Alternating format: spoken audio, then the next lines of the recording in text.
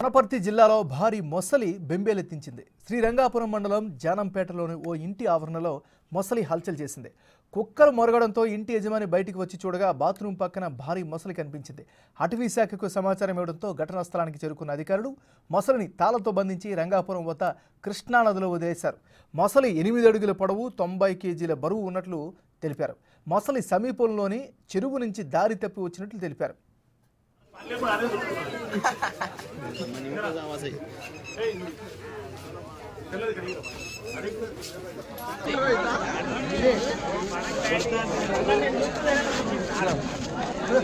Okay.